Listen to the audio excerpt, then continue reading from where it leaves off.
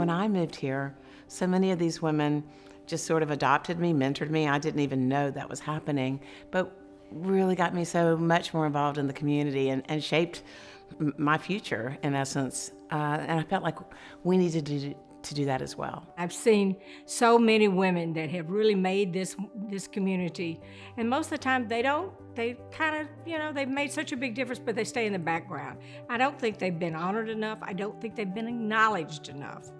And these are the women who really have helped shape this community. We really are trying to develop a younger, more purposeful, philanthropic young women.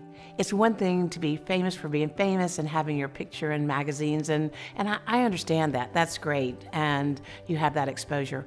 But to start to experience the gratification of giving and the difference that your gift can make in other people's lives or the community, that's really what the exposure that I was hoping that we could garner. One of the things I think is really important about women in philanthropy, that now we're headed into our third year, is the friendships.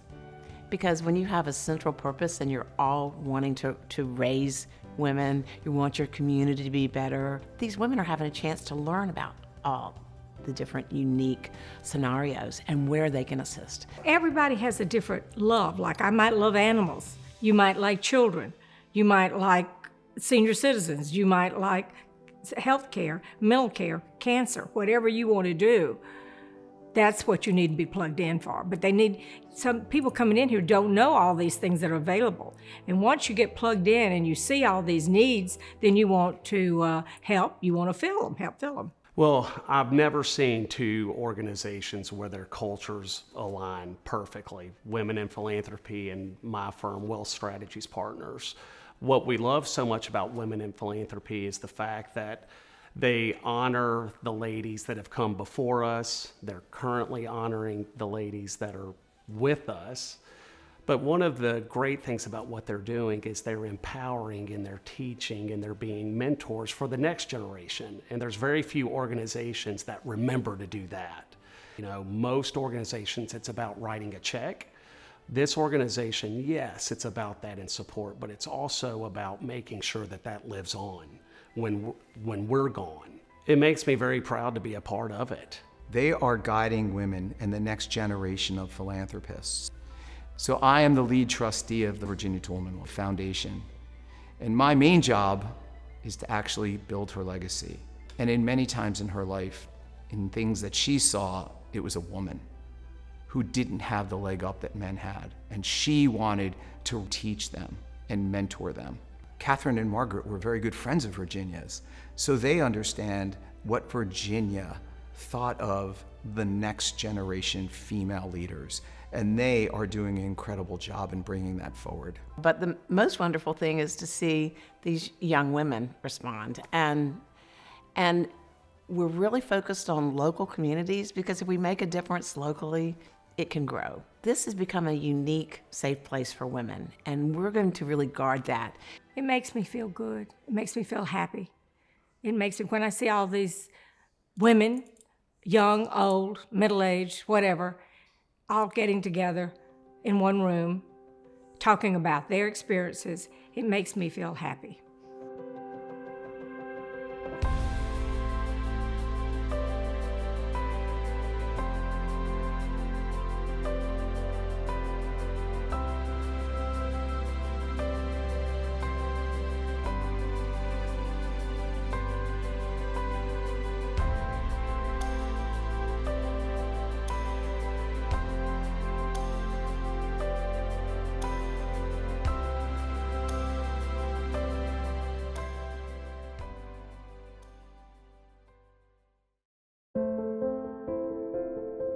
Philanthropy means to me joy, responsibility, gratitude. I think it's all wrapped up, but giving. I don't ever think of philanthropy as a word. I think of my heart whispers something to me, and I listen to my heart, and then you give. So if that's called philanthropy, then it is the joy of giving and the responsibility to choose wisely. It's a selfish thing to do, and when you give, you feel better. My late husband was fond of saying, when neighbors help neighbors, and even when strangers help strangers, those who help and those who are helped are forever transformed. It's true. It does something to you to be able to do something positive for somebody else. With great privilege comes great responsibility of helping leave your community a better place than you found it. Women have never been given their just due in this world. Women are now just becoming, in the world, their own leaders. And that's really critical, because women are leaders. They're natural-born leaders. But they've never been given the ability to actually take the next step and actually be the leader of an organization and show what they can actually do. And I think that has changed dramatically. Philanthropy is the fuel for the innovation, for the freedom to follow your passion in whatever field of science. And it's the science that was built on those three fundamental pillars that started with Jeannie: passion, partnership, and philanthropy. That's what allows us to move forward with the mission that Jeannie Clark started. Philanthropy is a part of my life. I don't think about it as something unusual. I really have built it into my life, and I love a chance to work with younger people and help them understand that they can do that too. Dad had a cerebral hemorrhage and he passed. He was only 36. That left my mom, who was 34, with 3 youngsters under the age of 10. When he died, she did everything to support us. So she took in laundry, she cleaned people's houses, she worked in a factory. She ultimately became a private duty nurse and she worked nights. I mean, she did everything, but she put 3 girls through college. So like, yay, Mom. I saw the best of her. She was very charitable. If she had a dime and you were doing something constructive, she'd give you a nickel. So I learned philanthropy early on. My mother always said, we don't have much, but others have much less. One year, all of a sudden, these wonderful presents began appearing under the tree, and we were so excited. We'd pick up the boxes and we'd shake them, and they had our names on them, and Christmas morning came.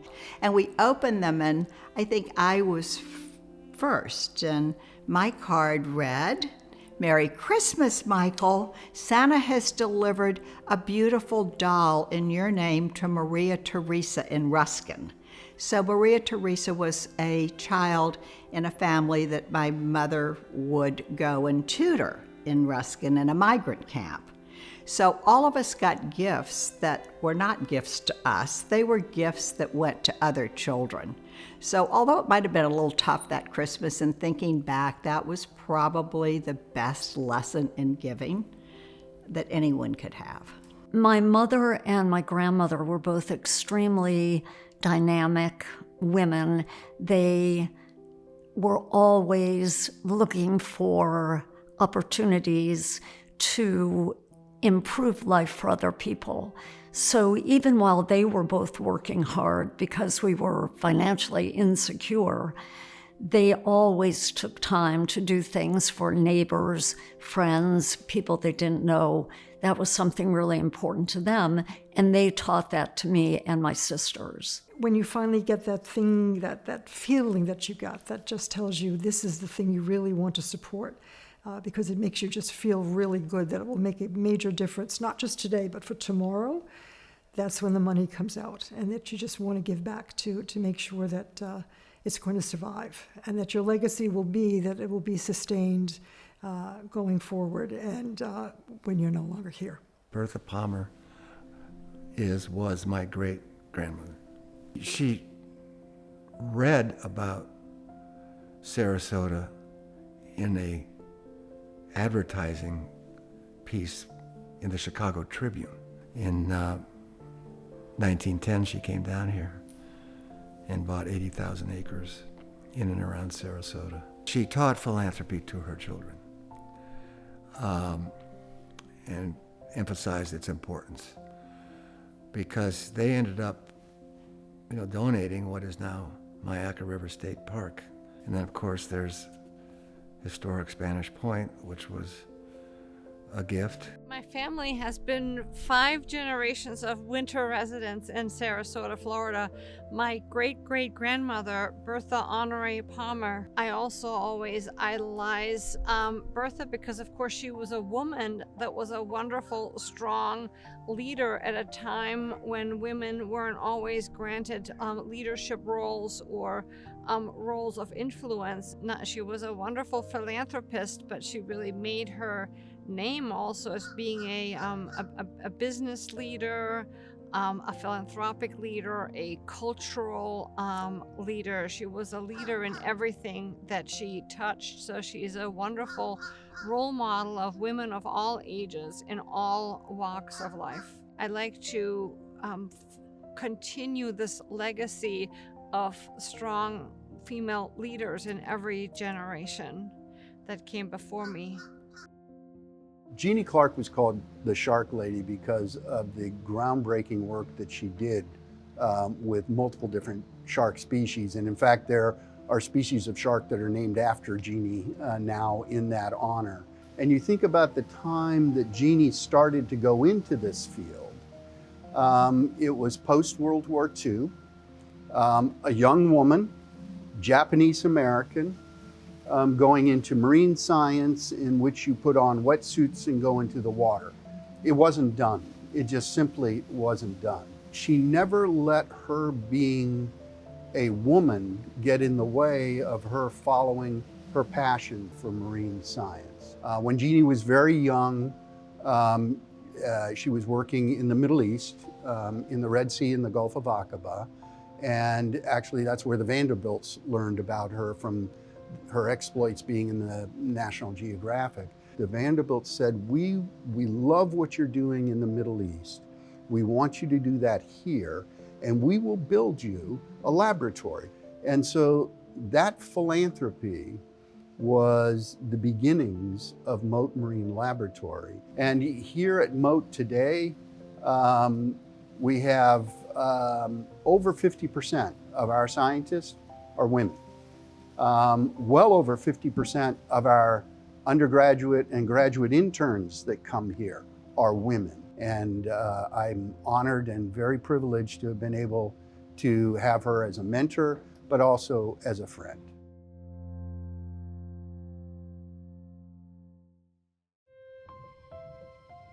My personal focus in philanthropy has always been the environment. I started the Conservation Foundation of the Gulf Coast, which was the first land trust in the Sarasota area, and it now covers the whole region, has done magnificent work protecting lands and waterfronts and the watersheds of our area. And it's really, I'm so proud of how it's grown. And nothing gives you greater happiness than being outside in the environment, in the green space, having sunshine, having clean air, having clean water, and being to enjoy yourself and being able to give the same joy to your children and to future generations.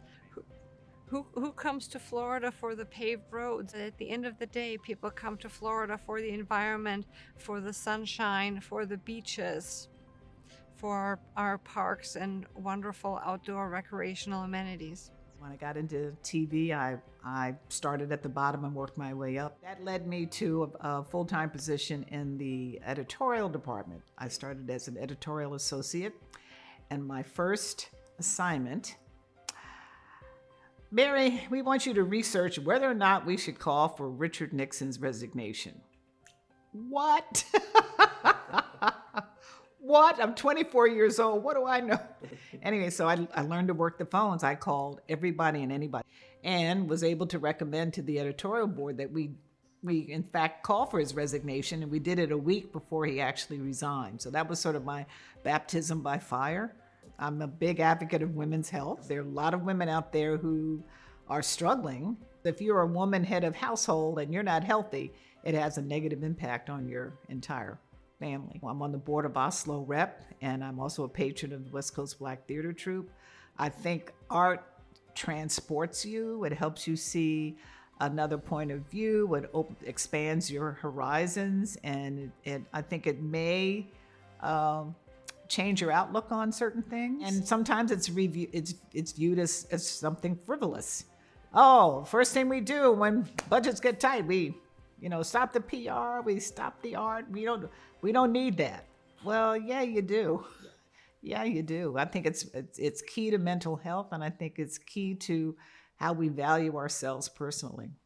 In 2010, the market still was not healthy. We had just gone through a major meltdown with Sarasota and our part of the West Coast being the epicenter of the housing meltdown. And so in 2010, I just pulled out something my mother told me: you may not have much, but others have less. So we created the MS&C Foundation, and it is a foundation solely funded by agents taking deductions from their commissions and contributing it to the foundation. Staff and leadership give back from payroll deductions. We have created a council that operate, and it's every division in the company and every office is represented, and they make the decisions. And we're really grassroots givers. I mean, we don't give to the big national organizations or international ones that everyone knows. We give to the small things, like Second Heart Homes, like Mothers Helping Mothers. I went to Penn in 1967. There were 7 women in the class. There were almost no women on the faculty. The men ran the shows. You either learned to get along with men and make it work, or you weren't going to survive. Certainly it has changed over the 50 years that I've been basically in medicine, from no women in medicine to 30% of women now on faculties in most medicine to more than 50% of all people applying and then getting into medical school being women for this last application pool. And that's across the whole United States. I became emeritus in 2024, and that's allowed me to be able to be put on the board of the Gulf Coast Community Foundation, which a phenomenal foundation that gives back to the community and to individuals, but also then wants to make a change, a sustained change that absolutely makes a difference. I've been also very involved in the Selby Gardens. We met Jennifer Romanicki. I never gardened. I knew nothing about orchids at all, but plants, as you know, give oxygen in the air, so we wouldn't be living on this planet if we didn't have oxygen. Plants make drugs. We wouldn't have certain drugs for people if we didn't, have gardens that grew certain plants. I like to donate money to projects that are doing something innovative. The best project that I did with the Sarasota Police Department was I funded a mobile learning unit. So it's a 28-foot trailer that they can attach and pull with one of their large police trucks, go to a park or a school, and inside the trailer there are all kinds of learning tools. There are computers and magic whiteboards, there's a 3D printer, there are books, there are all kinds of activities for the children, and the trailer is fitted out in a very attractive way. So it looks like fun and it looks like excitement, and they can take that now to many different neighborhoods, and the police can interact with the children there. Giving back is a way of life, and you have to begin it early. And you just have to jump in. You just have to do it.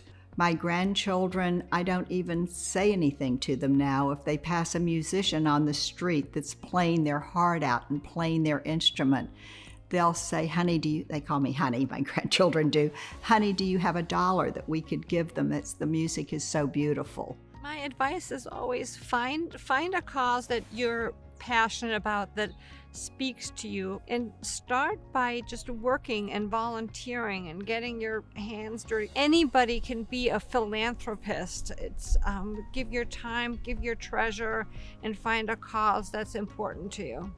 And sometimes you worry that you don't have the money to do it, so people are not going to want you to be involved in philanthropy. But that's really not the right thought. In the beginning, it's your time. Give your time. Get involved. don't have to give back anything else other than you, showing what you can do and how you can be helpful for that organization. Giving back is a wonderful thing, and when you see the positive impact of what you're doing, I think it just fuels more energy to do more. Adding your energy, your enthusiasm, your willingness to work. I think whatever skills you have will be valuable to someone or some organization.